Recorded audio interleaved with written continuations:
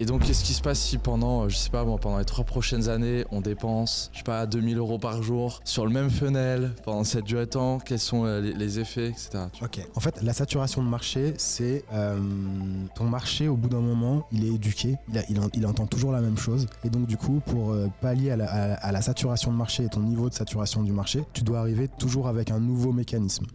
Typiquement, donc c'est l'exemple, on le voyait beaucoup dans la perte de poids, par exemple, où au début, personne s'intéresse à la perte de poids. Donc, tu parlais des niveaux de conscience, les gens ne savent pas qu'ils ont un problème, etc. Donc, du coup, toi, tu peux arriver avec n'importe quel produit qui va permettre de perdre du poids. C'est tout nouveau, c'est un nouveau marché, donc les gens sautent. Puis après, le niveau d'après, les gens, ils connaissent la perte de poids et ils savent qu'il y a ce produit-là, donc ils commencent à être éduqués par rapport à ce marché. Donc toi, il faut que tu passes au niveau d'après où tu arrives avec une spécificité sur ton produit, par exemple. Ouais, il y a les poudres, machin, mais nous, en fait, on a un sirop, donc ça, c'est un nouveau mécanisme. Il y a l'assimilation du produit est mieux, etc., machin.